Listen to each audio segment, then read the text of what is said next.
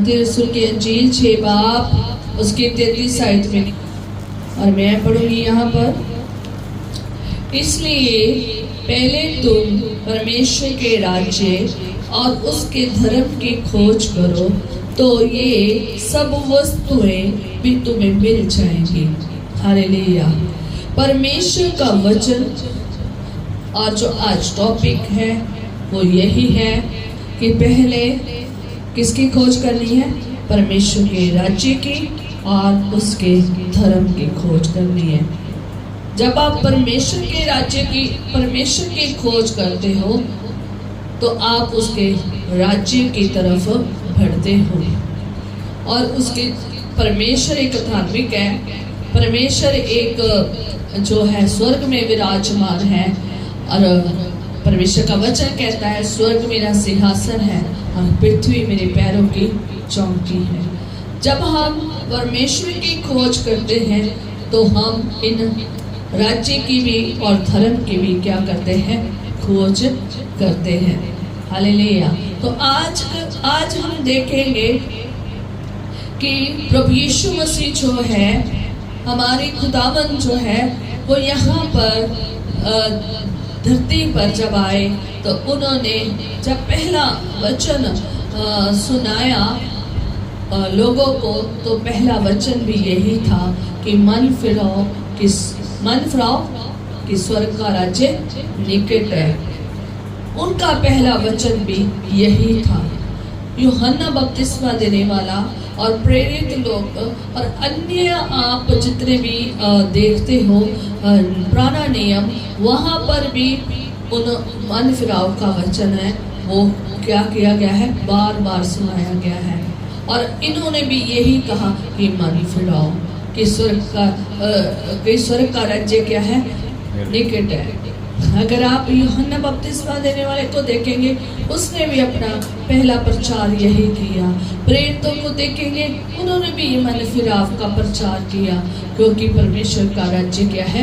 निकट है। इसीलिए उन्होंने जब पहला वचन जो बयान किया है वो परमेश्वर के राज्य के लिए किया है कि परमेश्वर का राज्य निकट है। इसलिए पहले अपने मन को क्या करें? बदलें, मन को फिराएं, पाप से फिराएं, उन चीजों से फिराएं जो सही नहीं है। हालेलुया। तो आज हम देखते हैं कि प्रभु यीशु मसीह जो यहाँ पर वचन सुना रहे हैं, तो ये लगातार वचन जो है ना चल रहा है। तो अगर आप यीशु मसीह को देखेंगे तो वो लगातार वचन सुना रहे हैं। मन फिराव से शुरू किया उन्होंने, और मन फिराव से शुरू करते करते उन्होंने अपने चेलों को चुना है। उन्होंने रोगियों को चंगा किया है। आप चौथे अध्याय में देख सकते हैं, चौथे चैप्टर में देख सकते हैं, मत्ती रसूल की अंजील 4th चैप्टर में आप देख सकते हैं कि उन्होंने बहुत सारे कामों को किया है। उन्होंने 5वें चैप्टर में देखोगे तो यीशु का पहाड़ी उपदेश दिया है, धन्य के वचन बताए हैं कि कौन लोग धन्य हैं। और उन्होंने नमक और ज्योति का प्रचार किया कि नमक कौन है, ज्योति क्या है, ये प्रचार किया है। उन्हें व्यवस्था की शिक्षा के ऊपर बताया, उसने क्रोध और हत्या के ऊपर बताया। में से जितनी भी व्यवस्था की बातें थी वो सारी उनको बताई है। जो पाप थे उनको एक अलग तरीके से क्या किया है? बयान किया है। ठीक है। फिर व्यभिचार के बारे में बताया है, तलाक के बारे में बताया है, शपथ के बारे में बताया है, प्रतिशोध के बारे में बताया है, शत्रुओं से प्रेम करने के बारे में बताया है। जितना भी आप पीछे यीशु मसीह का वचन सुन रहे हो, पढ़ रहे हो, तो जब आप देखते हो वहां पर यीशु मसीह ने मन फिराव का ही वचन सुनाया कि पाप और उनके बारे में, और किसके बारे में कहा है? कि बुरे कामों के बारे में, कि इनसे क्या करना है? मन फिराना है।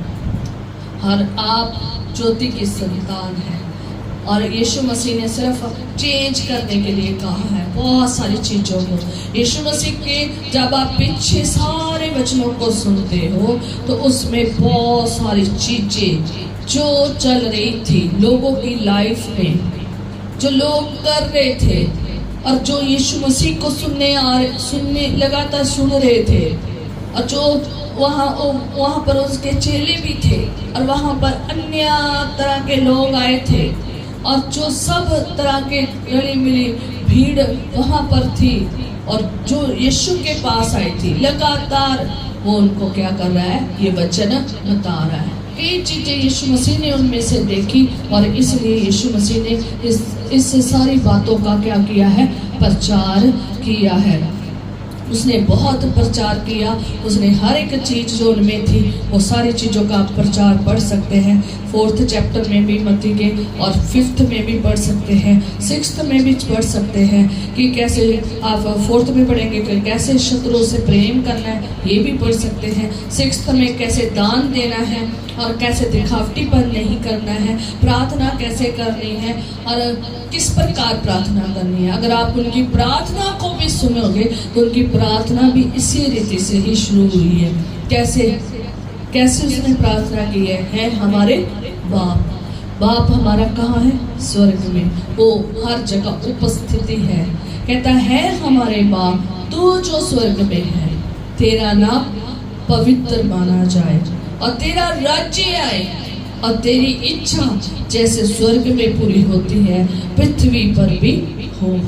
ये उसने सारी बातें अपने पिता के रिलेटेड और स्वर्ग के रिलेटेड और उस पिता की इच्छा के रिलेटेड जो स्वर्ग में पूरी होती है वो ही उसने इच्छा कहाँ मांगी है, इस पृथ्वी पर। और हमें भी वही दुआ करने के लिए कहा गया है जो हम हर रोज करते हैं और कई बार तो बार बार जाकर करते हैं, हर घर में जाकर करते हैं, है ना। तो ये प्रार्थना करते तो हैं उसके राज्य की बात, परमेश्वर की बात, पर लेकिन ये हमें देखते हैं कि लोगों में दिखती नहीं है। तो इसलिए यीशु मसीह ने ये सारी चीजें सिखाई हैं और उन्हें उपवास के बारे में सिखाया, स्वर्गीय धन के बारे में सिखाया, शरीर की ज्योति क्या है उसके बारे में सिखाया और परमेश्वर और धन के बारे में सिखाया और उसी में परमेश्वर ने ये लास्ट में सिखाया है प्रभु यीशु मसीह ने कि आप पहले क्या करो, परमेश्वर के राज्य की और उसके धर्म की खोज करो, बाकी सारी वस्तुएं सब सारी वस्तुएं क्या में हो जाएगी, मिल जाएगी। आज क्या है, आज यीशु मसीह के पास बहुत सारे लोग आ तो रहे हैं, वचन सुन रहे हैं, संगति कर रहे हैं और बहुत सारी चीज़ों को वो परिस्थितियों में है, परेशानी में है, दुख में है, पर लेकिन असल में जब परमेश्वर उनके मनों को देखता है, पर लेकिन उनके मन परमेश्वर के लिए नहीं, वो आते तो ज़रूर हैं, वचन को सुनते तो ज़रूर हैं, सारे काम तो वो करते हैं, पर लेकिन वो परमेश्वर के राज्य में राज्य के लिए ही नहीं खोजी होते, वो परमेश्वर के लिए खोजी नहीं होते, वो परमेश्वर के राज्य के लिए खोजी नहीं होते और वो परमेश्वर के धर्म के लिए खोजी नहीं होते, वो बाकी वस्तुओं के खोजी होते हैं। तो इसलिए यीशु मसीह हमें ये जो प्रचार बार बार उसने स्टार्टिंग से किया है और अंत तक किया है, उसने राज्य का ही किया है और वो चाहता है आप उसके राज्य की क्या करें, खोज करें। ये खोज में होते हैं वो लोग कैसे होते हैं और जो पापमय जिंदगी जीते हैं तो वो कैसे होते हैं।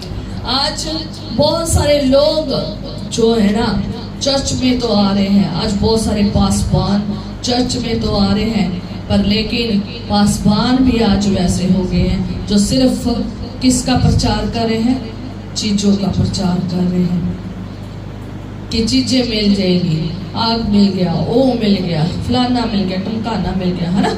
यही चीज़ों के क्या है, प्रचार है। हमें जब परमेश्वर में चलना है तो हमें चीज़ें सिखाना बहुत ज़रूरी है, चीज़ों को सिखाना बहुत ज़रूरी है। प्रभु यीशु मसीह जब हम प्रचार करते हैं, साथ में हमारा प्रचार जो है ना वो ये होना बहुत ज़रूरी है कि परमेश्वर की क्या करो, खोज करो, परमेश्वर की खोज करो, परमेश्वर के राज्य की खोज करो, परमेश्वर के धर्म की खोज करो। ये चीज़ों बदलो अपने आप में। आज बहुत सारे लोग बदलते नहीं हैं, सालों साल से परमेश्वर के साथ चलते हैं, पर लेकिन जीवन बदलते नहीं हैं। और स्वर्ग का राज्य क्या आ रहा है? निकट आ रहा है। मन चेंज नहीं हो रहे हैं। कैसे परमेश्वर में चलना है वो उन्हें कोई लेना देना नहीं है। उन्हें सिर्फ किनकी खोज है? चीजों की खोज है, सिर्फ चीजों की खोज है। हम परमेश्वर के पास आए हैं तो हमारा जो स्वामी है वो सिर्फ परमेश्वर है। जब आप इस हवाले को पढ़ते हो, मत्ती रसूल की इंजील का जो ये 6वां चैप्टर पढ़ते हो, तो जब आप 24 में पढ़ते हो ना, तो खुदावंद का वचन हमें यही सिखा रहा है, यीशु मसीह हमें यही सिखा रहा है कि आपके दो स्वामी नहीं, एक स्वामी होना चाहिए। आप एक स्वामी की ही सेवा कर सकते हैं। हमारा स्वामी कौन है? परमेश्वर है, जो स्वर्ग में विराजमान है, और हमें वही उसी की इच्छा के अनुसार चलना है। हमारी इच्छा नहीं चलनी चाहिए। पर लेकिन आज लोग जो है ना, उनके 2-2 स्वामी हैं, 3-3 स्वामी हैं, 4-4 स्वामी हैं। पर लेकिन परमेश्वर को लोग, जो ऐसे लोग हैं, वो आशीष नहीं पा सकते। ठीक है, आज लोग जो है ना, वो मन फिराने के लिए नहीं आ रहे। आज बहुत सारे चर्च में यीशु मसीह के पीछे भी, मैं आपको बता देना चाहती हूँ, यीशु मसीह के पीछे भी लोग आते थे और उपदेशों को सुनते थे और चंगे भी होते थे, छुटकारा भी पाते थे और चले जाते थे। ठीक है, कई बड़ी दुनिया आती थी, भीड़ बहुत आती थी, चंगे होकर वापस चले जाते थे। और यीशु मसीह ने कहता था, कई बार यीशु मसीह ने कहा फिर पाप ना करना। यीशु मसीह उन्हें साथ में कई चीजें बताता भी था। और बहुत सारे यीशु मसीह के पास आए, यीशु मसीह ने उन्हें चंगा भी किया, उन्हें छुटकारा भी दिया, उनको जो छोड़ते थे उनकी पूरी की, और उन्हें सब कुछ दिया। पर लेकिन जो लोग लगातार यीशु मसीह में चल रहे हैं, जो लगातार अब इस चीज के हैं, जो चल रहे हैं, ऑलरेडी मसीहत में है, विश्वासी में, विश्वास के जीवन में है। एक वो लोग हैं जो सिर्फ पाने के लिए आते हैं और फिर मुड़ के वापस नहीं आते हैं। पर लेकिन एक वो लोग कहीं से आके जो विश्वास में है, जो विश्वासियों की तरह चल रहे हैं। ये वचन उनके लिए है कि जो परमेश्वर के साथ चल रहे हैं, विश्वास में चल रहे हैं, विश्वासी लोग हैं, उनका जीवन जो है ना, वो प्रॉपर तरीके से मन फिराव का होना चाहिए। और फिर जो वो मन फिरा रहे हैं, तो उनकी अभिलाषा अपने परमेश्वर के प्रति होनी चाहिए, उसको फिर परमेश्वर की खोज में लगाना चाहिए। और लोग आ तो जाते हैं, छुटकारा कहीं पाके आ तो जाते हैं, मसीहत में जीवन तो जीना शुरू कर देते हैं, क्योंकि वो कहते हैं कि हमने हमारी बहुत बड़ी खुवाई खड़ी हुई है, हमने ऐसे ऐसे करके बहुत सारे बड़े चमत्कार देखा हमारे जीवन में हुआ है, अब हम यीशु में आ गए हैं, अब हम मसीह बन गए हैं, अब हम इसी में चलेंगे। ढेर पड़ी है दुनिया, पर लेकिन आ तो गई है, सिर्फ वो इसलिए आई है क्योंकि उन्हें पता है यीशु मसीह के पास आने में क्या मिलती है, हमें आशीष मिलती है, आशीष मिलती है। और पासबान भी उन्हें आशीषों के प्रचार सुनाई जा रहे हैं। अच्छी बात है, प्रचार सुनाना चाहिए आशीषों के ऊपर। पर लेकिन उससे सबसे बड़ी बात ये है कि जिस कलीसिया में, जिस चर्च में, जिस मसीह जीवन में परमेश्वर के राज्य की खोज नहीं है ना, तो वहाँ फिर कुछ भी नहीं है, क्योंकि ये संसारिक आशीष संसार में रह जानी है। हम विदेशी हैं, हम यहाँ के नहीं हैं, हम स्वदेशी हैं, हम यहाँ के नहीं हैं, हम धरती के नहीं हैं, हम टेम्परेरी, हमारा घर है यहाँ पर। जो परमानेंट घर है ना, उसकी खोज की बहुत ज़्यादा ज़रूरत है। आज बहुत सारे चर्चेस हैं, कलीसिया है, पासबान है, पर लेकिन किसकी खोज के बारे में बता रहे हैं? चीजों की खोज के बारे में, जा परमेश्वर के राज्य की खोज के बारे में, जा परमेश्वर की खोज के बारे में। अगर कोई चर्च ऐसा है सिर्फ जो चीजों की खोज के बारे में ही सिर्फ प्रचार कर रहा है, तो वो फिर जो है ना, एक आशीष जो खुदा ने देनी है ना, जो खुदावंद जिसके लिए हमने परमेश्वर के लोगों के साथ जोड़ना है, परमेश्वर के साथ जोड़ना है, तो वो प्रचार देना कर रहा था, फिर कोई फायदा नहीं उस चर्च में जाने का। जिस चर्च में चीजों की सिर्फ आशीषों की ही सिर्फ प्रचार होता है, परमेश्वर का और परमेश्वर के राज्य का प्रचार नहीं होता, उसकी खोज और धार्मिकता में नहीं है चलना सिखा रहे, तो वो व्यर्थ है चर्च जाना। उसी चर्च में जाए जिसमें आपको क्या मिल रही है? परमेश्वर की खोज मिल रही है, परमेश्वर के राज्य के बारे में बताया जा रहा है, और परमेश्वर के राज्य के लिए आपको बिल्ड किया जा रहा है, परमेश्वर के राज्य के लिए आपको धार्मिकता में चलाने के लिए किया जा रहा है तैयार। अगर ये तैयारी की जा रही है तो बहुत बड़ा बात है कि आप उस चर्च में हमेशा क्या करें? बने रहें, उस पासबान के साथ और उस कलीसिया के साथ बने रहें। परमेश्वर का राज्य खोज करने का अर्थ क्या है? क्या है कि परमेश्वर के बारे में जानना, उसकी आज्ञा को जानना। पहले परमेश्वर के राज्य के बारे में जानेंगे, क्योंकि यहाँ पर प्रभु यीशु मसीह के पीछे बहुत सारे लोग आ रहे थे, बहुत सारी चिंताएं थी उनकी, बहुत सारी टेंशन थी। अगर आप इस चैप्टर को 24 से लेकर मत्ती 6 और उसका 24 से लेकर अगर 33 तक पढ़ोगे ना, तो यहाँ पर वो बहुत सारी चिंताओं में लोग यीशु के पास आए थे। वो दो तरह की सेवा कर रहे थे, उनके दो स्वामी थे, और इसलिए यीशु मसीह ने मनुष्य को कह रहा है कोई मनुष्य दो स्वामियों की सेवा नहीं कर सकता। इसलिए ये लोग जो थे दो स्वामियों की सेवा कर रहे थे, एक परमेश्वर की और एक किसकी? धन की। और इसलिए प्रभु यीशु मसीह उन्हें ये बता रहे हैं कि अगर आप धन की सेवा करोगे, तो अगर आप दो मालिकों की सेवा करोगे, दो स्वामियों की सेवा करोगे, एक से बैर रखोगे, एक को क्या करोगे? प्रेम करोगे, इससे एक से प्रेम करोगे, दूसरे से प्रेम करोगे, और एक से मिले रहोगे और दूसरे को तुच्छ जानोगे। इसलिए आज लोग जो है ना, वो आशीषों के को प्यार कर रहे हैं और परमेश्वर की तरफ ध्यान नहीं दे रहे, जिससे क्या सीधा डायरेक्ट निशाना साधा हुआ है कि परमेश्वर को तुच्छ किया है। परमेश्वर की आशीष चाहिए पर परमेश्वर नहीं चाहिए। आज लोग यीशु के पास आकर यीशु को अपने घर में लेकर जाना चाहते, परमेश्वर के साथ नहीं रहना चाहते, पर परमेश्वर से आशीष उठाकर चले जाना चाहते हैं। हर संडे आते हैं, हर रोजाना बार बार प्रार्थनाएं कराते हैं और बार बार चर्च और कलीसिया में प्रार्थनाओं के लिए आते हैं। क्यों? क्योंकि उन्हें सिर्फ और सिर्फ छुटकारा चाहिए, आशीष चाहिए, आशीष चाहिए। उनकी चिंताएं बहुत है, उनकी परेशानियां बहुत है, उनकी हाँ चाहिए, हमें सब कुछ चाहिए। मैं कहती हूँ ये सब कुछ चाहिए। पहले किसकी खोज करनी है? परमेश्वर के राज्य की, परमेश्वर के राज्य की, धर्म की खोज करनी है। ये सब चीजें मिल जानी है, आसानी से सब कुछ हो जाएगा। पर लेकिन आज लोग जो है ना, वो पहले क्या करते हैं? पहले उल्टी आयत कर देते हैं। शायद को क्या कर देते हैं? उल्टा। जो परमेश्वर की खोज है और उसके राज्य की खोज है, धर्म की खोज है वो नीचे, और जो पहली लास्ट वाली लाइन है उसको क्या कर देते हैं? ऊपर। क्या? सब वस्तुएं पहले चाहिए, सब वस्तुएं पहले चाहिए।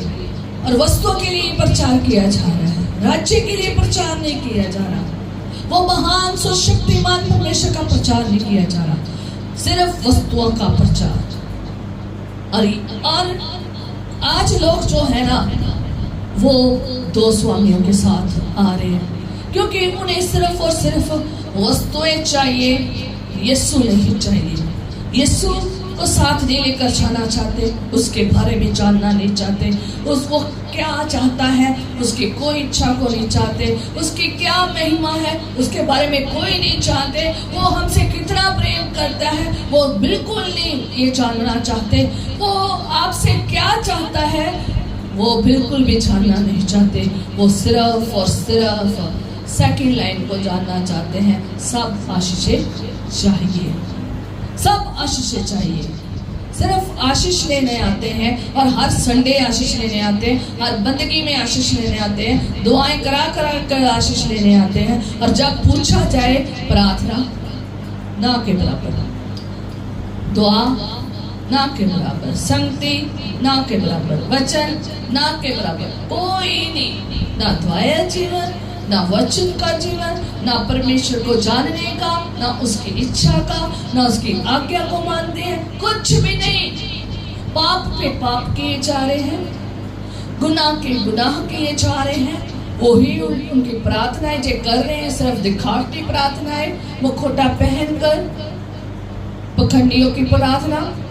लिखा है खुदा के वचन में, ऐसी प्रार्थनाएं किए जा रहे हैं। खुदावंद यीशु मसीह ने दुरुस्त किया, सही किया। ये प्रार्थना ऐसी करनी है, पाप नहीं करना और सहना है और शत्रुओं को माफ करना है। दान देना कैसे है? दिखावटी तौर पर दान नहीं देना। दान देना है तो तुम्हारे दूसरे हाथ को पता नहीं चलना चाहिए। स्वर्ग में धन इकट्ठा करना है, पृथ्वी पर नहीं इकट्ठा करना। खुदावंद यीशु मसीह उन्हें ज्योति के बारे में बता रहे हैं, उन्हें नमक के बारे में बता रहे, तुम पृथ्वी के नमक। सब कुछ यीशु मसीह ने बता रहे हैं कि तुमने कैसे बनना है। पर लेकिन लोग चिंताओं में हैं, लोग चिंताओं में हैं। वो कहते हैं हम परमेश्वर को भी खुश करेंगे और हम धन को भी, हमारा दूसरा भी खुदा है। याद रखें, आपने सिर्फ परमेश्वर के चरणों में चलना है। आपने दूसरे चीजों की फिक्र नहीं करनी। फिक्र करने वाला कौन है? खुदा है। देने वाला कौन है? खुदा है। मुहैया करने वाला खुदा है। अपने आप आपके बंधन खुल जाएंगे जब आप परमेश्वर की खोज में लग जाएंगे, जब आप परमेश्वर की आराधना में लग जाएंगे। आज बहुत ज्यादा जरूरी है, क्योंकि परमेश्वर का जो राज्य है ना, वो बिल्कुल अलग बात है, संसार से अलग है। कि जैसे स्वर्ग अलग है और पृथ्वी अलग है, जैसे अच्छाई अलग है और बुराई अलग है, जैसे सच्चाई अलग है और झूठापन अलग है, तो ऐसे ही हमारा जो रास्ता भी है ना अलग है।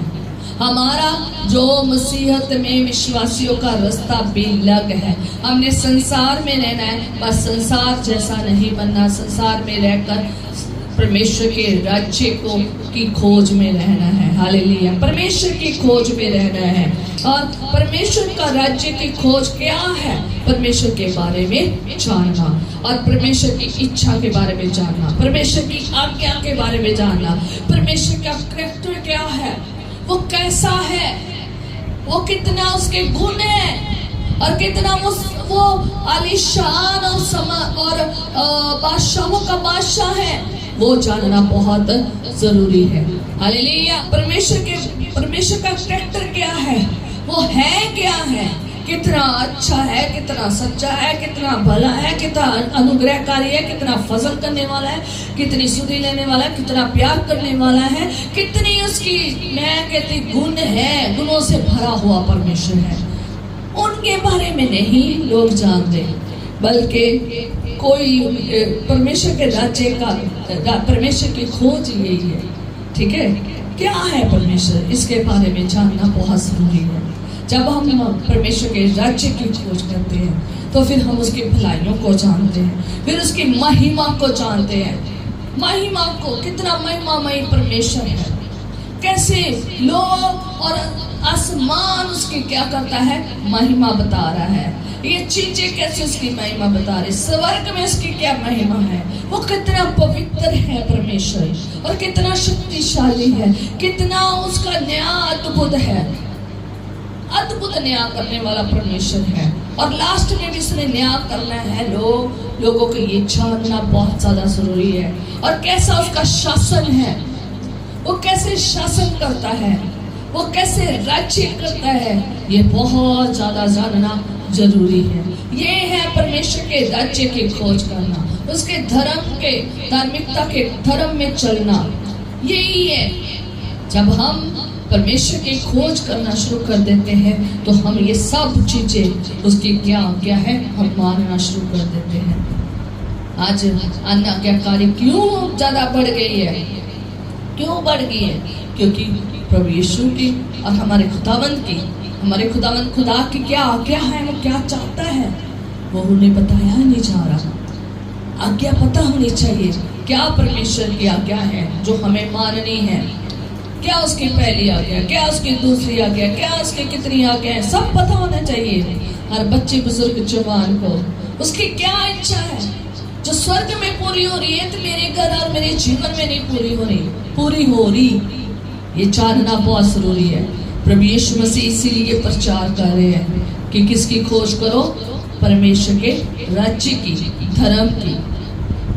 क्योंकि जो पुराना मनुष्य तब है वो पाप का है, वो गंदगी का है, वो उतारना है और नया मनुष्यता पहनना है। वो कौन सा है? नया मनुष्यता प्रभु यीशु मसीह में होकर पहनना है। कौन सा है? धार्मिकता का और पवित्रताई का है। धार्मिकता के बारे में जानना है, परमेश्वर के वचन के धार्मिक कामों के बारे में जानना है। परमेश्वर कितना धार्मिक है, उसके काम कैसे हैं और हमने कैसा बनना है, वो हमसे क्या चाहता है, हमने कैसे उसकी आज्ञा और इच्छा में और उसकी महिमा करनी है, प्रशंसा करनी है, स्तुति करनी है, कैसे उसके नाम को चलाल देना है, कैसे उसका भय मानना है, कैसे उससे प्रेम करना है और कैसे उसमें चलना है, और क्या उसने हमसे वायदे किए हैं और हमसे क्या चाहता है, ये खोज में जरूर रहना है। उसका शासन कैसा है, उसका स्वर्ग कैसा है, स्वर्ग में क्या क्या है और क्या उसकी न्याय है, ये हमें बहुत जरूरी है, पता होना चाहिए। हालेलुया। ना कि आशीषों की लेने के लिए ही सिर्फ आना चाहिए। आशीष ही लेने के लिए लोग आते हैं, परमेश्वर की खोज करने के लिए नहीं आते। उन्हें परमेश्वर की खोज नहीं है, परमेश्वर की वस्तुओं की खोज नहीं है, स्वर्ग की वस्तुओं की खोज नहीं है। उन्हें सिर्फ एक ही खोज है, शारीरिक अभिलाषाओं की, संसारिक अभिलाषाओं की। इसलिए यीशु मसीह ने उनसे कहा है कि तुम क्यों चिंता करते हो, क्यों चिंता करते हो अपने प्राण की, कि क्या खाएंगे, क्या पिएंगे, क्या पहनेंगे, क्यों चिंता करते हो भोजन की, वस्त्र की, क्यों चिंता करते हो, ये सारी वस्तुओं की क्यों चिंता करते हो। आकाश के पंछियों को देखो, ना तो वो बोते हैं, ना काटते हैं और ना खत्तों में बटोरते हैं, पर फिर भी स्वर्गीय पिता उन्हें क्या करता है, खिलाता है। कौन? स्वर्गीय पिता। स्वर्गीय पिता खिलाता है। जिन्होंने स्वर्ग की पिता की खोज नहीं की है, स्वर्ग के परमेश्वर की खोज नहीं की है, उन्हें तो फिक्रें होनी है, खाने की, पीने की, पहनने की आती है फिक्र। एक मसीह के जीवन में सब कुछ आता है, ये सारे पड़ावों में से गुजरना पड़ता है। पर जिसने खुदा के चरणों में बैठ के सिर्फ उसकी इच्छा के अनुसार चले हैं, आज्ञा में बने रहे हैं, कुड़कुड़ाए नहीं है, दोष नहीं लगाए हैं, हुक्मों की पालना की है, खुदा में बने रहे हैं, खुदा की पवित्रताई में बने रहे हैं, धार्मिक कामों में बने रहे हैं, खुदा में फिर भी चलते रहे हैं, दुखों को सह लिया है, कष्टों को सह लिया है और उसमें से निकाल सब कुछ सह लिया है, तो खुदावंद ऐसे नहीं रहने देगा, बल्कि उसे क्या करेगा, आशीषों से भरपूर करेगा। तुम्हें क्या खाने की जरूरत है, पीने की, वो अच्छे से जानता, आपसे पहले जानता है कि आपको क्या जरूरत है। उसने मनुष्य को पहले दिन नहीं बनाया, उसने मनुष्य को 6वें दिन बनाया है। क्यों बनाया मनुष्य को 6वें दिन? क्योंकि उसने पहले सारी पृथ्वी की सारी चीजों की रचना की है। क्या उसे चाहिए? रोशनी की रचना की है, उसने खाने पीने की वस्तुओं की रचना की है, उसने पहले सारे पानी को हटाया है, उसने सूखी जमीन को बनाया है, सूखी जमीन पे सारी पैदावार की है। किसके लिए? मनुष्य के लिए। फिर उसे पैदा किया है। क्यों हम इतना निराश हो जाते हैं परमेश्वर के पास आकर? क्यों हम सिर्फ एक ही खोज में रहते हैं कि मैं परमेश्वर के घर में इसलिए आता हूँ या आती हूँ, या परमेश्वर के साथ इसलिए जुड़ी हूँ कि मुझे आशीषें चाहिए, सारी आशीषें चाहिए, सारी बस सिर्फ और सिर्फ संसारिक आशीषें लेने के लिए आते हैं। दुआ करते हैं तो सिर्फ वो मांगते रहते हैं, मांगते रहते हैं, मांग कर चले जाते हैं, उनकी दुआएं मांगने में ही गुजर जाती है। और जो परमेश्वर ने दिया है, जो जिंदगी दी है, जो परिवार दिया है, घर दिया, वस्तुएं दी है, इतनी मदद की है, हर बीमारी, परेशानी, दुख, मुसीबतों से बचाया, उसका कोई धन्यवाद नहीं करते आते हैं और यीशु के नाम से मांग कर चले जाते हैं। ऐसा जीवन एक विश्वासी का बिल्कुल भी नहीं होना चाहिए, बिल्कुल नहीं होना चाहिए। खुदावंद यीशु नासरी कहते हैं, देखो आकाश के पंछियों को, ना वो बोते हैं, ना काटते हैं और ना खत्तों में बटोरते हैं, और फिर भी क्या करते हैं, स्वर्ग के पिता ने क्या करता है, खिलाता है। तुम इससे अधिक मूल्यवान नहीं हो, कहता तुम इससे अधिक मूल्यवान रखते हो।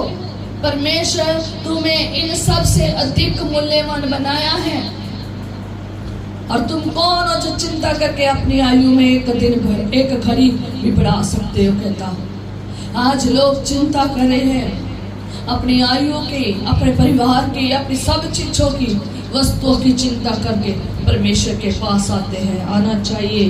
अगर चिंताएं हैं, परेशानियां हैं, दुख है, दर्द है, पीड़ा है, बीमारी है, परेशानी है, दुख है, तकलीफ है, कुछ भी है, आए, लेकिन पहले इसकी खोज करें, परमेश्वर की खोज करें, परमेश्वर की इच्छा को पूरा करें, परमेश्वर की आज्ञा को माने, परमेश्वर के सामने जब आए तो पूरी पवित्रता से आए, अपने आप को दुरुस्त करके आए, परमेश्वर के घर में आए तो निगरानी से आए, पूरा चौकसी के साथ अपना कदम रखें, क्योंकि वो बहुत पवित्र परमेश्वर है, वो बहुत शक्तिशाली परमेश्वर है, बुद्धिमान परमेश्वर है, बहुत अनुग्रहकारी, दयावान, प्रेमी परमेश्वर है, अति महान सृष्टिकर्ता परमेश्वर है।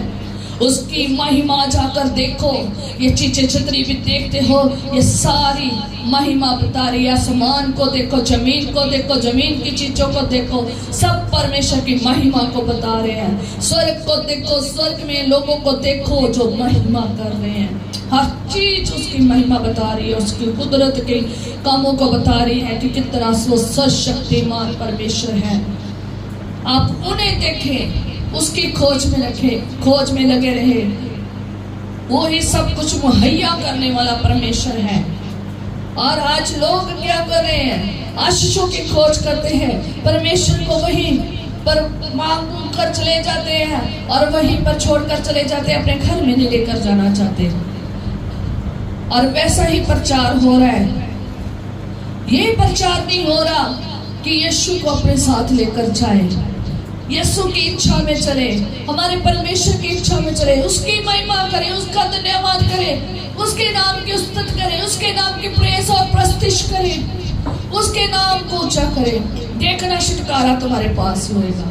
जब आप वचन में देखेंगे ना, जितने लोगों ने यीशु मसीह की महिमा की है, जितने लोगों ने, जितने भी लोग यीशु मसीह के पास आए, छुटकारा पाकर गए। और दूसरा नंबर ये है कि जितने भी लोगों ने यीशु के साथ चलना शुरू किया है ना, उनकी सारी जरूरतें पूरी हुई है, सारी जरूरतें पूरी हुई हैं। किसने की? खुदा ने। खुदा सबकी जरूरतों को पूरा करता है। आज जो प्रचार है वो परमेश्वर के लिए नहीं, पहला प्रचार चीजों के लिए प्रचार है।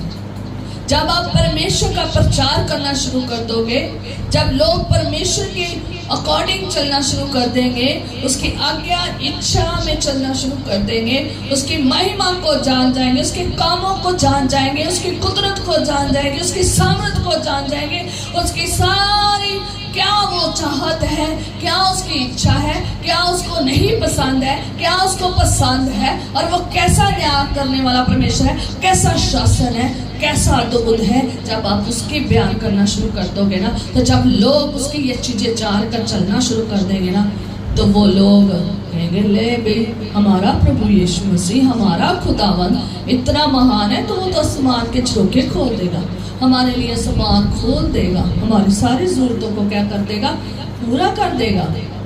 जब ये वो खुदा की खोज में होंगे, तो खुदा में जितना खोजते जाएंगे, उतनी उनकी आशीष का झरोखा बढ़ता जाएगा, बढ़ता जाएगा, क्योंकि वो जानते जाएंगे तो बढ़ते जाएंगे। अगर आशीष लेकर चले गए तो परमेश्वर की खोज तक रही, कहाँ रही? वही रही। उन्होंने परमेश्वर के बारे में तो जाना नहीं, परमेश्वर है कौन है, यीशु है कौन है, यीशु मसीह कौन है, क्यों आया है, क्या किया है, कुछ नहीं जानेंगे। परमेश्वर क्या चाहता है, कुछ नहीं जानेंगे।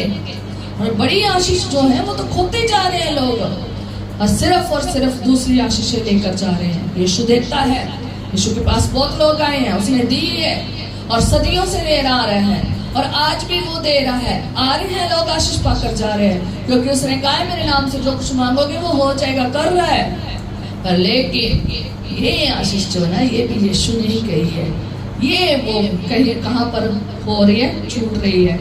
ठीक है, एक विश्वासी जो है, एक चेला जो है, खुदा में चलने वाला, जो परमेश्वर के राह में चलता है, जो परमेश्वर के पास आता है, जो चुने हुए हैं, वो धन के स्वामी नहीं होते, वो धन को अपना स्वामी नहीं सोचते, वो शारीरिक जरूरतों के पीछे नहीं भागते, वो ना सांसारिक वस्तुओं की खोज में लगते हैं। हालेलुया।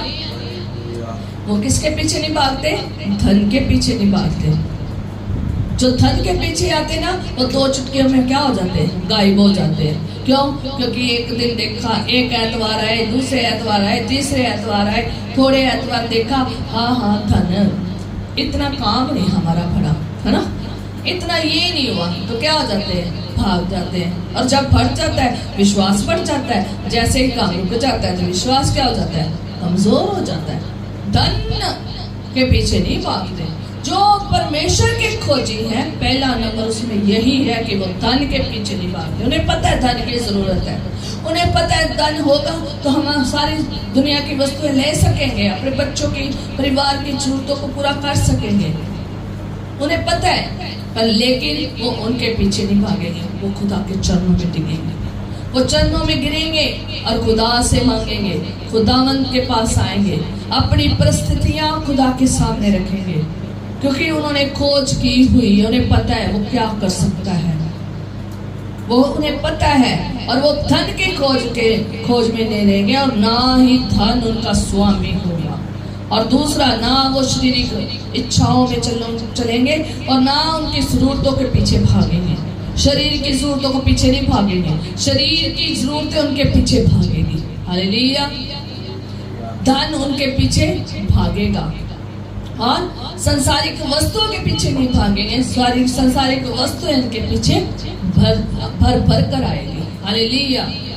तुम्हें क्या चीजों की जरूरत है, क्या जरूरत है, आप बता सकते हैं खुदा को, वो भी देने वाला है और स्वर्गीय आशीष भी देने वाला है। हालेलुया। आज इस संसार में जितने भी मसीह लोग हैं वो ज्यादा इन चीजों के पीछे भागते हैं। धन, संपत्ति, बच्चे, आशीषें और संसारिक आशीषें, शारीरिक आशीषें, घर की आशीषें, ये आशीषें, वो आशीषें, ये चाहिए बस। उन्हें कोई खुदा से लेना देना नहीं है। और परमेश्वर के कई पास्टर लोग भी हैं, वो भी इसी खोज में लगे हैं। कलीसिया के कई लोग वो भी इसी खोज में लगे हैं। और परमेश्वर के दासों को, दासियों को सिखाना चाहिए परमेश्वर के राज्य को बारे में, धार्मिकता की खोज के बारे में सिखाना चाहिए। और अनजान नहीं रहना चाहिए, अनजान बिल्कुल नहीं होना चाहिए।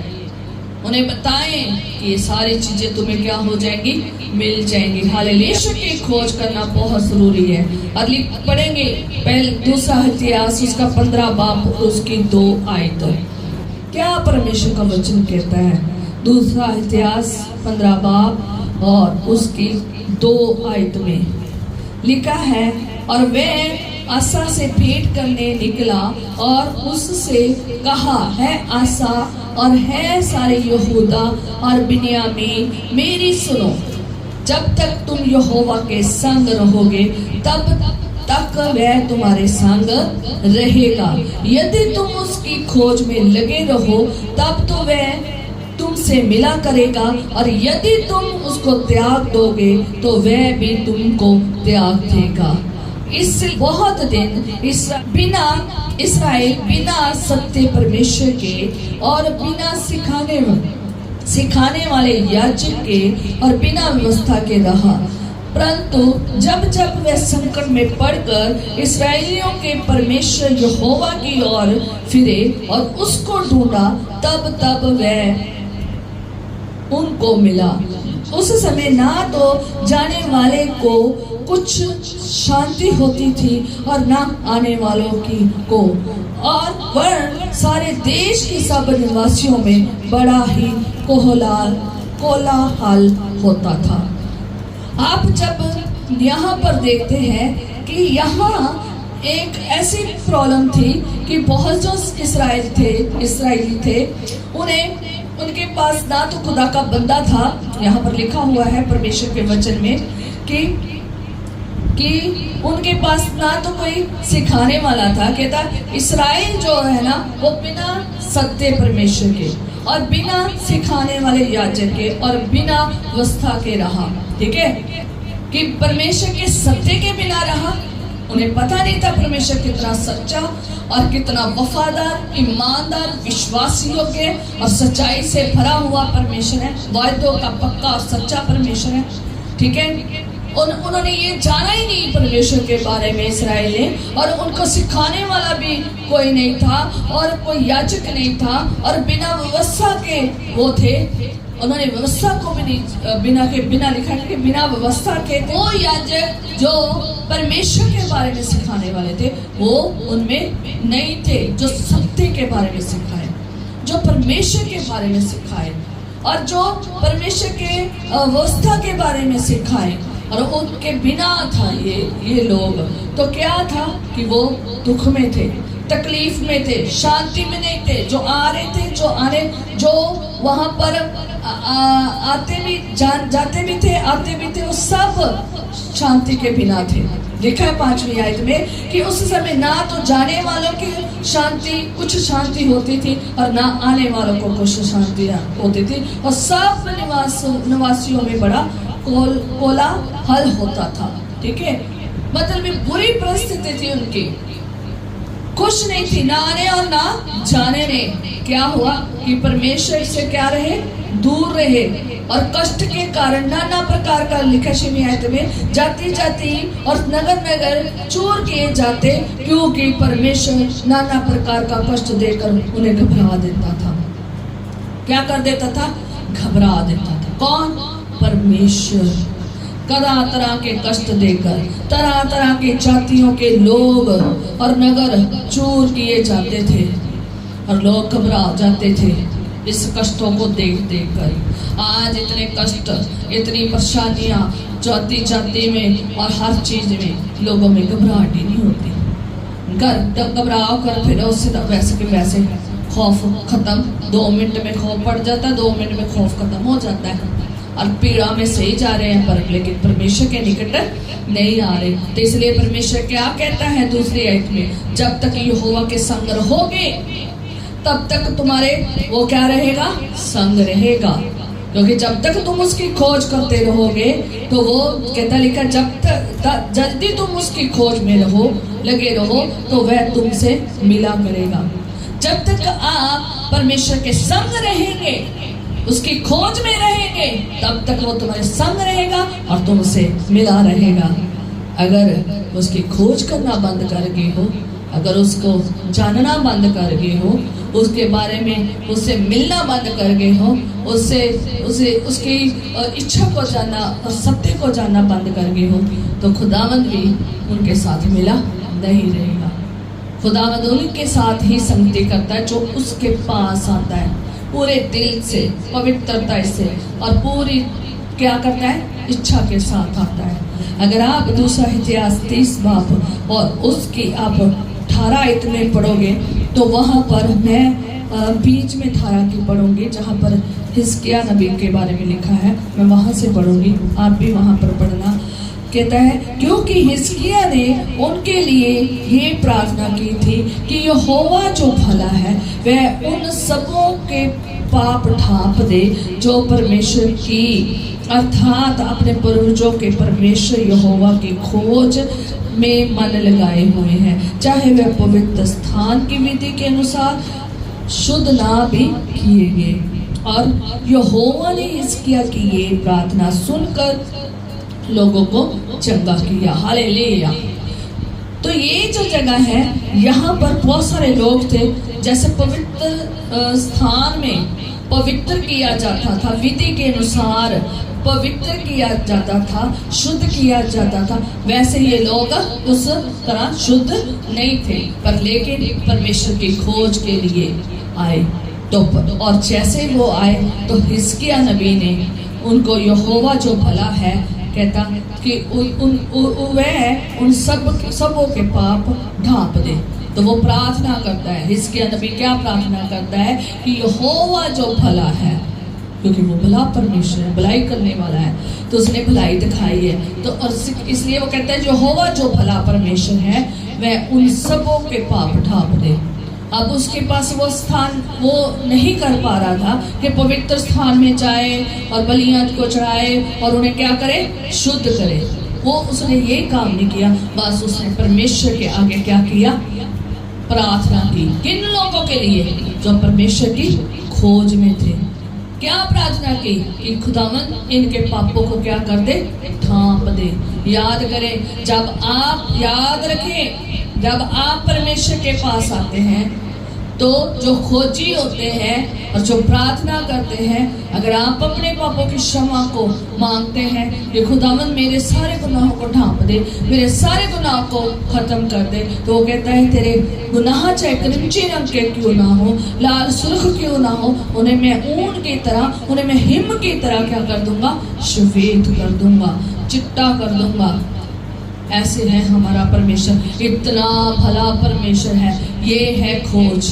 आज लोगों के पाप क्षमा हो ना हो, पर लेकिन परमेश्वर के पास सिर्फ आशीषों के लिए आते हैं। शारीरिक वस्तुएं चाहिए, पृथ्वी की वस्तुएं चाहिए, और उन्हें स्वर्ग की वस्तुओं का कोई भी क्या नहीं है, पैशन नहीं है, कोई अभिलाषा नहीं है, उन्हें कोई ज़रूरत नहीं लगती, बल्कि लेकिन वो ऐसे ही आते हैं, पाप में ही जिंदगी जीते हैं। याद रखिए, जब हम परमेश्वर के खोजी होते हैं, तो जब हमें पता है कि हम पाप में ही जिंदगी जी रहे हैं, तो परमेश्वर के आगे अगर आकर आप आते हैं ना, तो ऐसी प्रार्थना हिजकिय्याह की नबी की तरह प्रार्थना करते हैं ना, तो आप जिसके पापों को ढांपेंगे वो ढप जाएंगे। अगर आप आमोस उसका 5 बाप उसकी 4 आयत पढ़ते हैं, पर यहोवा इस्राएल के घराने से यूं कहता है मेरी खोज में लगो। जो वचन कहता है कि मेरी खोज में लगे रहो। अगर आप परमेश्वर की खोज में लगे हैं तो लिखा है तब जीवित रहोगे। क्या रहोगे? जीवित रहेंगे। तभी अगर जीवित रहोगे तो ये सारी चीजों को क्या कर पाओगे? ग्रहण कर पाओगे। तो अगर जीवित ही न रहा, परमेश्वर का वचन क्या कहता है? अगर तू सारा संसार हासिल कर ले, तो अगर सारा संसार हासिल कर ले, तो अगर तेरी आत्मा क्या हो जाए, क्या नष्ट हो जाए, तो क्या फायदा है? सारी दुनिया को हासिल कर लो, सारी दुनिया की चीजें धन इकट्ठा कर लो, जमीन जायदादें सारी वस्तुएं और सब कुछ हासिल कर लिया, पर लेकिन आत्मा नष्ट होगी तो कोई फायदा नहीं है। इसलिए अगर आप परमेश्वर के खोजी हैं, अगर आप परमेश्वर की खोज करने वाले विश्वासी लोग हैं, फर्स्ट नंबर आपके पाप ढांपे जाएंगे, दूसरा नंबर आप क्या होंगे? जीवित रहेंगे, जीवित रहोगे, और ये जिंदगी तुम भी जीवित रहोगे और प्लस अनंत जीवन भी पाएंगे। आगे आएगा, हाँ लिखा है 5 आयत में, बतेल की खोज में ना लगो, ना गिलगाल में प्रवेश करो, और ना बेशर्बा की खोज को जाओ, क्योंकि गिलगाल निश्चय बंधुआई में जाएगा और बतेल सूना पड़ेगा। ये जो पृथ्वी में स्थान बने हैं जहाँ को इनका दिल था, बतेल मैं इतना ज्यादा बताना नहीं चाहती, बतेल वो जगह है जहाँ पर खुदावंद ने याकूब नो जो इस्राएल था उसको क्या दिया था? स्वप्न में दिखाया था कि एक सीढ़ी लगी हुई है जिसमें क्या हो रहा है? सीढ़ी पृथ्वी पर लगी, आसमान से पृथ्वी पर लगी है, और स्वर्गदूत हैं और चढ़ रहे हैं। तो खुदावन जो कहता है कि ये जो संसारिक स्थान है, जिसको आपने बड़ा दिल में रखा हुआ है, जो उनके पास जाते हो, ये एक दिन क्या हो जाएंगे? निश्चय बंधुआई में चले जाएंगे और बतेल भी सोना पड़ जाएगा। पर लेकिन आगे परमेश्वर क्या कहता है कि यहोवा की खोज करो तब जीवित रहोगे, नहीं तो वे यूसुफ के घराने पर आग के समान भड़केगा और वे उसे भस्म करेगी, और बतेल में कोई भी उसका बुझाने वाला ना होगा। है न्याय को बिगाड़ने वालों और धर्म को मिट्टी में मिलाने वालों, जो कचपचिया और मूर्खशिरा का बनाने वाला है, जो घोर अंधकार को भोर का प्रकाश बनाता है, जो दिन को अंधकार करके रात बना देता है, वह और समुद्र का जल स्थल के ऊपर बहा देता है, उसका नाम यहोवा है। हालेलुया। तो वो परमेश्वर कितना महान है। और उन लोगों को खुदावंद कह रहा है जो लोग न्याय नहीं करते प्रॉपर, जो झूठ को सच कहते हैं, सच को झूठ कहते हैं, और जो लोग न्याय को बिगाड़ते हैं और जो धर्म को मिट्टी में मिलाते हैं, धार्मिक काम कर रहे हैं। आज बहुत सारे लोग धार्मिक काम कर रहे हैं और दूसरे लोग उसे आके क्या करते हैं? मिट्टी में मिला रहे हैं, मिट्टी में मिला रहे हैं। तो खुदावंद उनके लिए ये कहता है कि मैं कैसा परमेश्वर हूँ। जो घोर अंधकार को भोर के प्रकाश में क्या कर देता है, बना देता है, और दिन को अंधकार में बना दे, अंधकार करके रात में बना देता है। समुद्र में भी जल स्थल को ऊपर बहा देता है। मीन्स अद्भुत है परमेश्वर। और कहता है वन तुरंत ही बलवंत का विनाश कर देगा और गढ़ को का भी सत्यानाश करता है। मीन्स कितनी उसकी महानता है कि जो परमेश्वर अपनी महानता के बारे में बता रहा है कि मैं क्या क्या कर सकता हूँ। इसलिए धर्म के कामों को मिट्टी में ना मिलाएं। परमेश्वर के काम धर्म के काम हैं, उसके राज्य के काम हैं, उसको मिट्टी में ना भला क्या करें, मिलाएं। उसका जो न्याय, जो स्थिर न्याय है, जैसा वो चाहता है कि न्याय होना चाहिए, सच्चा, सही, अंधेर नहीं होना चाहिए। किसी बेचारे बंदे की का साथ वो नहीं करना, गलत नहीं करना, बुराई के बदले बुराई नहीं करनी, भलाई के बदले बुराई नहीं करनी, गलत काम नहीं करने, अंधेर काम नहीं करने, दुष्टता के काम नहीं करने। खुदावन कहता अगर ऐसे काम करते हैं, ऐसा न्याय करते हैं, तो फिर वो जो धर्म को मिट्टी में मिला रहे हैं, तो उनके साथ फिर उनको नष्ट भी कर देगा। कहता है मैं सत्यानाश कर दूंगा। कहता बलवंत, कहता तुरंत ही बलवंत को विनाश कर देता है। जेड़े बनते हैं ना बलवंत, तो उनका क्या कर देता है, सत्यानाश कर देता है, विनाश कर देता है, सत्यानाश कर देता है। हालेलुया। इसलिए जो धर्म के काम है, जो परमेश्वर के काम है, जो परमेश्वर चाहता है कि ऐसे होने चाहिए, तो वो उनको मिटाना नहीं है। इसलिए वो कहता है जो सभा में उलाहना देता है और जो उससे बैर रखते हैं, खरी बात बोलने वालों से घृणा करते हैं, और तुम जो कंगालों को लताड़ा करते और भेंट कहकर उनसे अन्न हार लेते हैं। इसलिए जो घर तुमने घड़े हुए हैं, पत्थरों के बनाए हुए हैं, उनमें रहने ना पाओगे, और जो मन भावनी दाख की बारियां तुमने लगाई हैं, उनका दाख मधु ना पीने पाओगे, क्योंकि मैं जानता हूँ कि तुम्हारे पाप भारी हैं। तुम धर्मी को सताते हो और घूस लेते हो, और फाटकों में दरिद्रों का न्याय बिगाड़ते हो। इस कारण जो बुद्धिमान हो वह ऐसे समय चुप रहे, क्योंकि समय बुरा है। आज भी यही कुछ हो रहा है, आज भी यही कुछ हो रहा है। जाकर फिर भी एक इसको बार बार सुने और इसको पढ़े भी कि क्या हम में से तो नहीं कोई ऐसा कर रहा। ठीक है, कहता है लोगों बुराई को नहीं भलाई को ढूंढो ताकि तुम जीवित रहो। अगर चाहते हैं कि आप परमेश्वर में बने रहें, जीवित रहें, तो बुराई नहीं करते जाएं, बल्कि बुराई के बदले भलाई करें। बुराई को छोड़ें और भलाई में बने रहें, क्योंकि वो भला परमेश्वर है। हिजकिय्याह नबी ने क्या कहा कि यहोवा क्या है, भला परमेश्वर है। हम दुआओं में बार बार कहते हैं वो भला परमेश्वर है, वो अच्छा परमेश्वर है, करुणामय परमेश्वर है ना, छुटकारा चकाई रिहाई देने वाला परमेश्वर है। कितना कुछ हम कहते हैं। इसलिए अगर आप बुराई के पीछे ही भागते रहोगे और बुरी लालसाओं में रहोगे, पाप में ही जीवन जीते रहोगे और साथ में खुदा को भी अपनाते रहोगे, तो परमेश्वर जो है ना ऐसे न्याय करता है, जैसा यहाँ पर आमोस की पुस्तक 5 में लिखा है।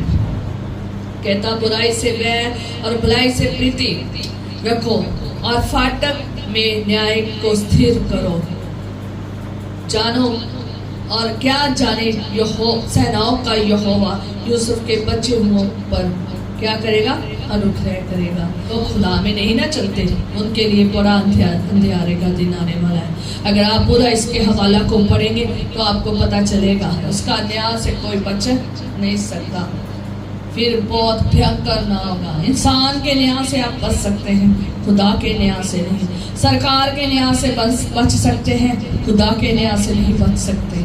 उसका शासन छोटा मोटा नहीं है, बहुत बड़ा है। अगर रोमियो उसको 2 और उसकी 5 पढ़ेंगे, पढ़ो एक जना, रोमियो उसका 2 बाप और उसकी 5 वहाँ पर पढ़ेंगे। मैं 3 और पढ़ूंगी फिर बंद करूंगी। रोमियो उसका 2 उसकी 5 में पढ़ोगे तो लिखा है, पर तू अपनी कठोरता और हठीले मन के कारण उसके क्रोध के दिन के लिए जिसमें परमेश्वर का सच्चे न्याय प्रकट होगा अब अपने लिए क्रोध कमा रहा है। इसलिए जो लोग अभी तक अपने आप को बदल नहीं रहे, कठोर होकर जिंदगी जी रहे हैं, हठीले होकर बैठे हुए हैं, वो परमेश्वर के आने के दिन जब वो क्रोध में आएगा। क्यों क्रोध में आएगा? क्योंकि लोगों ने न्याय नहीं सही किया, लोगों ने धर्म के काम नहीं किए, लोगों ने पवित्रता जिंदगी नहीं जी, लोगों ने परमेश्वर की खोज नहीं की, लोगों ने परमेश्वर की महिमा नहीं की, लोगों ने परमेश्वर की आज्ञा को नहीं माना, उसकी इच्छा को उसकी मर्जी के मुताबिक नहीं चले। वो आने वाला दिन है और वो क्रोध में, जब क्रोध के दिन आएंगे, उन्हें कहा गया क्रोध के वो दिनों को क्या कहा गया? क्रोध के दिन जब आएंगे तो उन्होंने परमेश्वर का सच्चा न्याय प्रकट हो, तब क्या होगा? परमेश्वर का सच्चा न्याय क्या होगा? प्रकट होगा। तो अपने लिए क्रोध कमा रहा है, अपने लिए वो लोग क्रोध कमा रहे हैं जिन्होंने अभी तक पाप में इतने बसे पे और बदल नहीं रहे हैं और संसारिक चीजों के पीछे भाग रहे हैं और बदल नहीं रहे हैं, जिन्होंने सही नहीं अपनी जिंदगी जी है। परमेश्वर का वचन कहता है वो अपने लिए क्या कर रहे हैं? क्रोध कमा रहे हैं। कहता वह हर एक को उसके कामों के अनुसार बदला देगा। जैसे जैसे आप काम करेंगे वैसे वैसा खुदावंद क्या देगा? बदला देगा। अच्छे काम करोगे तो अच्छा बदला मिलेगा, बुरे काम करोगे तो बुरे कामों का क्या बदला होगा? बुरा ही होगा। इसलिए आप जो परमेश्वर हमारा भला है, अच्छा है, करुणामयी है, अनुग्रहकारी है और विश्वास योग्य है, ईमानदार है, आप भी उसके साथ वैसा चलो। अगर आप परमेश्वर के साथ ईमानदारी से नहीं चल रहे हैं, अगर आप परमेश्वर में विश्वास योग्य नहीं चल रहे हैं, आप परमेश्वर के ऊपर गुस्सा भड़का रहे हैं, आप परमेश्वर के न्याय को खराब कर रहे हैं, धर्म के कामों को बिगाड़ रहे हैं, वचन की बातों को बिगाड़ रहे हैं, उसके सही तरीके से चल नहीं रहे हैं, तो खुदावंद जो कहता है कि मैं उनके कामों के अनुसार क्या दूंगा? बदला दूंगा। जो सुकर्म में स्थिर रहकर महिमा और आदर और अमरता की खोज में है उन्हें वह अनंत जीवन देगा। जिन्हें अपने कामों को कर रहे हैं, ठीक है, जो स्थिर बैठे हुए हैं, जो परमेश्वर के कामों को स्थिरता के साथ महिमा कर रहे हैं, उसका आदर उसे दे रहे हैं, जो उसका अमरता के क्या है? खोजी है। जो किसके खोजी है? परमेश्वर के। और जो परमेश्वर के खोजी हैं उन्हीं के लिए क्या है? अनंत जीवन है। पर जो विवादी है, जो विवाद करते रहते हैं, याद रखें आप में विवादी नहीं कोई होना चाहिए। और जो क्या करते रहते हैं? विवाद करते रहते हैं, सत्य को नहीं मानते, वरन अधर्म के कामों को मानते हैं और उन पर क्रोध और क्रोध पड़ेगा और कलेश और संकट हर एक मनुष्य के प्राण पर जो बुरा करता है आएगा। और आगे और भी पढ़ सकते हैं, बहुत बड़ा पूरा 5 पढ़ लेना, 2 का पूरी रोमिया में कितनी जगह आप पढ़ लेना, लिखा हुआ है। हमने ऐसे काम नहीं करने हैं। जो परमेश्वर के खोजी है ना, वो इन चीजों से भागते हैं, ठीक है। परमेश्वर के खोजी इन चीजों से क्या करते हैं? भागते हैं। हमने नहीं ये बुरे रास्ते में जाना, हमने नहीं बुरे कामों को करना, हमने नहीं धर्म के कामों को बिगाड़ना, हमने नहीं सच्चाई की बात को झूठाई में बदलना, हमने नहीं वो काम करने जो परमेश्वर के वचन के खिलाफ है, जो परमेश्वर नहीं चाहता, वो हमने काम नहीं करने हैं। हमने परमेश्वर में ही बने रहकर सारी चीजों को पूरा करना है जो परमेश्वर चाहता है। अगर आप फिलिपियोस का 2 बाब उसके 21 में पढ़ोगे तो वहां पर लिखा है, क्योंकि सब अपने स्वार्थ की खोज में रहते हैं, ना कि यीशु मसीह की। आज आप कलीसियाओं में देख रहे हैं, कोई यीशु की खोज में नहीं आ रहा, सब स्वार्थी हैं, सब स्वार्थ का प्रेम करते हैं। वो इसलिए परमेश्वर से प्रेम करते हैं क्योंकि उन्हें आशीष चाहिए। वो इसलिए प्रेम नहीं करते कि सच में वो उसके खोजी और सच में उसके साथ क्या करना चाहते हैं? राज्य करना चाहते हैं, सच में वो सही जिंदगी जीना चाहते हैं। अगर आप सही सच में परमेश्वर के मुताबिक जीवन जीना चाहते हो ना, तो आप यहाँ पर फिर वो चीजों का सर्च करेंगे। आप इस बाइबल में उन चीजों को ढूंढेंगे जो परमेश्वर को पसंद है। आप उन चीजों को नहीं ढूंढोगे, हाय आशीषें कैसे मिलेगी, हाय यहाँ कैसे मिलेगा, फिर आप इन चीजों को नहीं ढूंढेंगे। आशीषें आपको पता है मेरे पीछे अपने आप ही आ जानी है जब आप परमेश्वर को ढूंढेंगे। आज परमेश्वर का वचन क्या कहता है कि सब लोग क्या है, सब, क्योंकि सब अपने स्वार्थ की खोज में रहते हैं। जितनी भी आज ज्यादा से ज्यादा दुनिया चर्च और कलीसिया में देख रहे हो, वो स्वार्थी हैं ज्यादा से ज्यादा, क्योंकि वो अपने स्वार्थ के लिए खोज कर रहे हैं। उनको खोज परमेश्वर की नहीं है, कितना उनको ना कि यीशु मसीह की है, उनको यीशु मसीह की खोज नहीं है, उसके लहू की खोज नहीं है, उसके बारे में कोई खोज नहीं करते। यीशु मसीह कौन है, कैसा महिमामय परमेश्वर है, उसकी कोई खोज भी नहीं है। बल्कि जब भी चर्च में आते हैं, कलीसिया में आते हैं, परमेश्वर के सामने आते हैं, वो स्वार्थी रूप से आते हैं और स्वार्थ में आते हैं, क्योंकि उन्हें आशीष चाहिए, उन्हें यीशु नहीं चाहिए, उन्हें यीशु नहीं चाहिए। याद रखें, आप यीशु को साथ लेकर जाएं, आशीष भी साथ आ जाएंगे। आप यीशु मसीह के साथ रहें, आशीषें भी पीछे तो दौड़ी चले आएंगे। अगर आप चर्च और कलीसिया में, अगर आप खुदा के पास आ रहे हैं, आशीषों को मांग रहे हैं और आशीष पाकर जा रहे हैं और बिना आशीष के नहीं रह पा रहे हैं, आपको बहुत खुदावंद यीशु मसीह के पास आकर आशीषें मिल रही हैं, चंगाइयाँ मिल रही है, रिहाइयाँ मिल रही है, छुटकारा मिल रहा है, आप शांति पा रहे हैं, आनंद पा रहे हैं, बरकतें पा रहे हैं, और आप सारी संसारिक वस्तुएं, शारीरिक वस्तुएं आपको मिल रही है, खाने पीने पहनने की, रहने की, घर परिवार की सब आशीषें आपको मिल रही है। अगर यीशु के पास आकर ये सब आशीषें मिल रही है, सोचो अगर यीशु आपके पास आ जाएगा, तो अगर आप यीशु के साथ रहना शुरू कर दोगे, यीशु में आप रहना शुरू कर दोगे, उसकी खोज में रहना शुरू कर दोगे, उसकी आज्ञा में रहना शुरू कर दोगे, उसकी मर्जी के मुताबिक चलना शुरू कर दोगे, उसके धन्य कहना शुरू कर दोगे, उसकी महिमा करने में आप अपना जीवन व्यतीत कर दोगे। आप अगर उसकी सारे धार्मिक कामों को करना और पवित्रताई में रहना शुरू कर दोगे, आप अगर उस खोज में लग जाओगे, आप परमेश्वर के सुसमाचार को, उसके कलाम को, उसके गवाह बन जाओगे। सोचो जब यीशु मसीह आपके साथ है, आप फिर केवल संसारिक आशीष ही नहीं पाओगे, आप रूहानी आशीष भी क्या करोगे, पाओगे। हालेलुया। हमें सिर्फ पृथ्वी की आशीषें नहीं चाहिए, हमें कौन सी भी आशीषें चाहिए, रूहानी आशीषें भी चाहिए। और लिखा है परमेश्वर के वचन में, कुलसियोस का 3 बाब और उसकी पहली आयत में लिखा है कि अतः जब तुम मसीह के साथ जिलाए गए तो स्वर्गीय वस्तुओं की खोज में रहो, जहां मसीह विद्यमान है और परमेश्वर दाहिनी ओर और परमेश्वर के दाहिनी ओर बैठा है। हालेलुया। वहां पर यीशु मसीह एक आग से उसकी लाइफ नहीं है, वो बादशाहों का बादशाह है। यीशु मसीह बादशाहों का बादशाह है, प्रभुओं का प्रभु है, वैद्यों का वैद है, हकीमों का हकीम है, डॉक्टर्स का डॉक्टर है। हालेलुया। और वो वहां स्वर्ग में विराजमान है, परमेश्वर के दाहिने हाथ में बैठा है, वो वहां पर विराजमान है। तो इसलिए वहां की वस्तुओं की क्या करें, खोज करें। किसकी खोज करें, कहता है इसलिए हम मसीह के साथ क्या करेंगे हैं, जिलाए गए हैं, हम मसीह के साथ जिंदा हो गए हैं।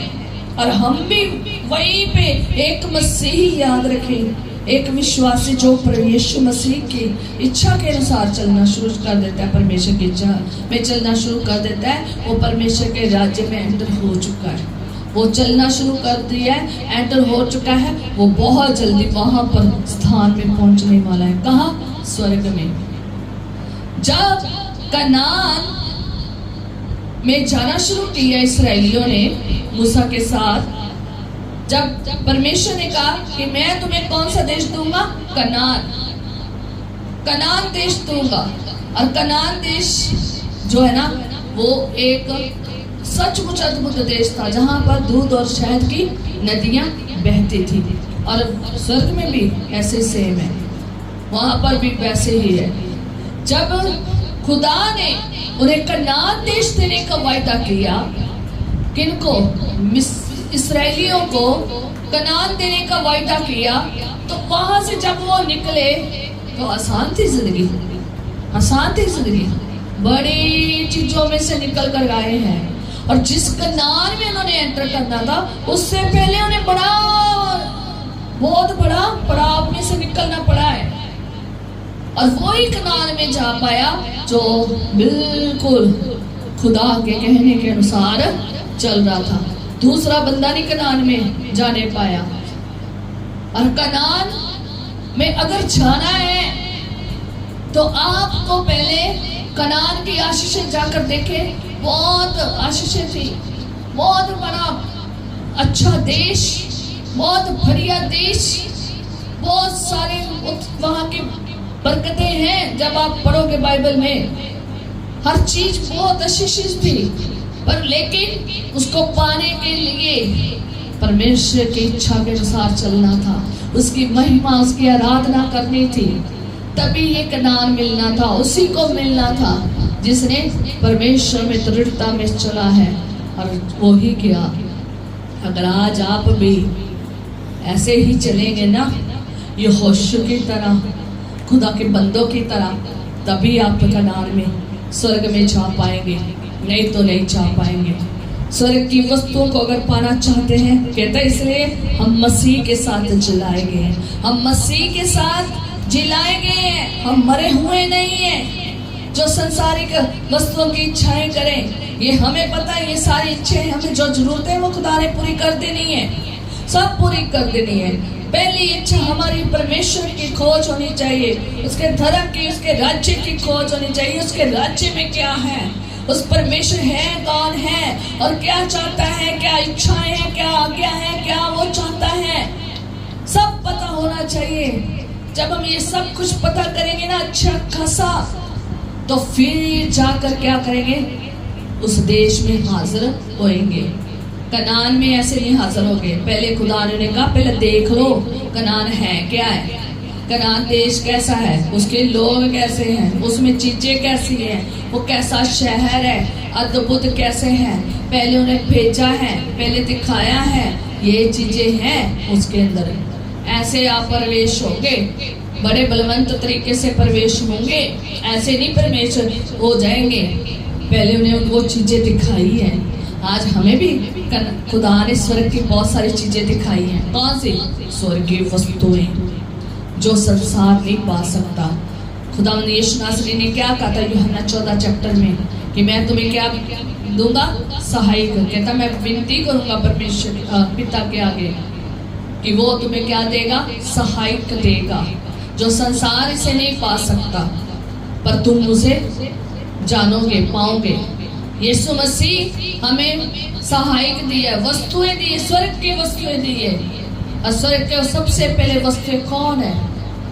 सबसे पहले स्वर्ग से हमें क्या दी है? जब हम विश्वासी तौर पर चलते हैं, सबसे पहले हमने यीशु मसीह के लहू के द्वारा जब हम शुद्ध हुए हैं, पाक हुए हैं, बपतिस्मा लिया है और मन फिराया है, सबसे पहले हमें क्या मिला है?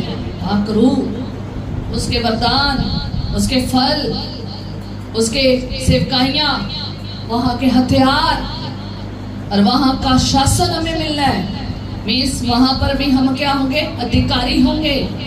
हमारा मेल परमेश्वर के साथ हुआ है। हर एक का मेल नहीं हुआ, उन्हीं का मेल हुआ है जो परमेश्वर के राज्य की खोज कर रहे हैं, जो उसके साथ जिलाए गए हैं। और जो वस्तुएं किसकी कि यहाँ धरती पर रह के किन वस्तुओं की खोज में है? स्वर्गीय वस्तुओं की खोज में है।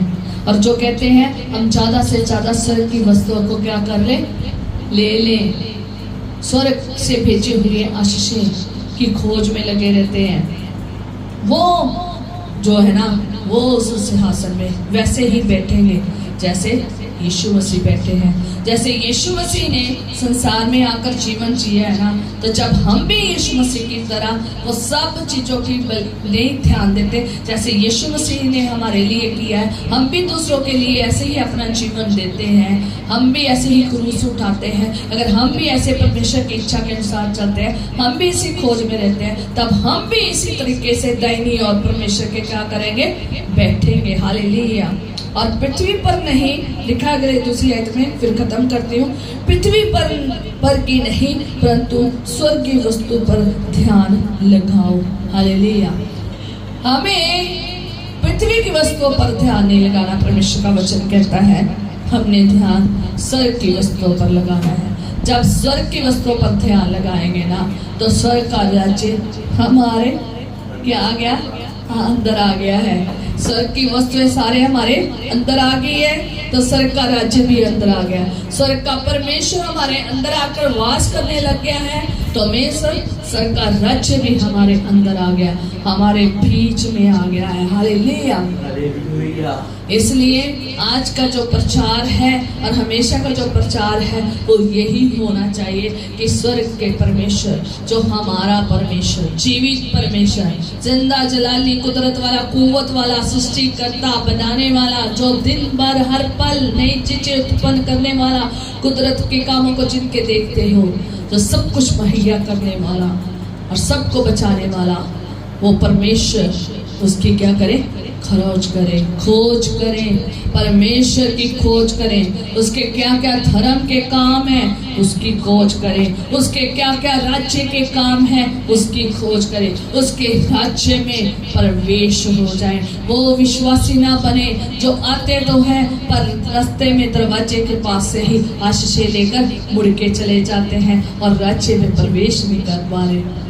जब आप परमेश्वर की खोज में लग जाएंगे, इसके राज्य की और धर्म की खोज में लग जाएंगे और स्वर्ग की वस्तुओं की खोज में लग जाएंगे, पृथ्वी की वस्तुएं खुदा के ऊपर छोड़ देंगे। हमें पता है, हम दुआएं प्रार्थनाएं कर रहे हैं, वचन के अनुसार चल रहे हैं। अगर हम पवित्रता और धार्मिकता के अनुसार चलना शुरू कर देंगे ना, ये सारी चीजें तुम्हारा पीछा करेंगी, ये सारी चीजें तुम्हारा पीछा करेंगी। खुदावंद अपने आप मुहैया करेगा, क्योंकि हमने खुदा को अपने साथ रखा है, क्योंकि हमने किसकी खोज की है, खुदा की। जब खुदा ही हमारे पास आ गया, जब यीशु ही हमारे साथ है, तो फिर हमें सारी आशीषें भी उसकी क्या है, हमारे साथ है। जो कहोगे ना यीशु मुझे दे दे, वो दे देगा, पर बुरी अच्छाई ना मांगना, बुरी अभिलाषाएं ना मांगना। ये भी याद रखना, ये स्वर्ग के राज्य की वस्तुओं की कुंजी नहीं है। ये अभिलाषा नहीं मांगनी, बुरी अभिलाषा नहीं मांगनी, बुरी गंदी सोचे गंदे कामों के लिए अभिलाषा नहीं करनी, वो नहीं खुदा ने पूरी करनी। खुदावंद वही चीजें पूरी करेगा जो तुम्हारे लिए, तुम्हारे घर आने के लिए, जो मसीहत में सही है। उल्टी पुल्टी जरूरत नहीं पूरी करेगा।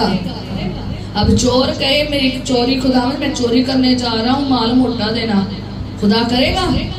ले, खुदावंद चोर का साथ थोड़ी देगा, खुदावंद चोर थोड़ी है। खुदावंद चोर का साथ नहीं देगा, खुदा तो उसका साथ देगा जिसकी चोरी हो रही है। अगर वो भी आगे चोर हुआ तो उसका भी कोई साथ नहीं देगा, याद रखें। इसलिए हमने ऐसी बुरी चीजों की अभिलाषा नहीं करनी, ना बुरे कामों की अभिलाषा करनी है, बुराई की अभिलाषा नहीं करनी, क्योंकि ये परमेश्वर के राज्य के लिए नहीं है। ये परमेश्वर के राज्य में चलने वाले लोगों के काम ही नहीं है। हमने वो काम करने हैं जो परमेश्वर चाहता है, हमने वो सेवा करनी है जो परमेश्वर चाहता है, हमने वैसा बनना है जैसे परमेश्वर की आज्ञा है, इच्छा है, जैसे उसकी मर्जी स्वर्ग में पूरी होती है, स्वर्ग में वैसे ही हमारे अंदर, हमारे घर परिवारों में भी पूरी होनी चाहिए। कलीसिया और चर्च में भी क्या होनी चाहिए, पूरी होनी चाहिए। वैसे ही महिमा जहाँ स्वर्ग में होती है वैसे ही होनी चाहिए, जैसे वो उसके हुक्म के अनुसार चल रहा है, और वैसे भी हमें भी क्या करना है, उसके हुक्म के अनुसार, इच्छा के अनुसार, आज्ञाकारी में चलना है, विश्वासी होकर चलना है, ईमानदारी के साथ चलना है, स्वार्थी जीवन नहीं चलना, झूठा लाइफ नहीं चलनी। पहले किसकी खोज करनी है, धर्म और राज्य की, परमेश्वर की खोज करनी है, उसके राज्य की, उसके धर्म की खोज करनी है। ये सारी चीजें हमें क्या हो जानी है, मिल जानी है। मिल गई हैं। हालेलुया, आमीन।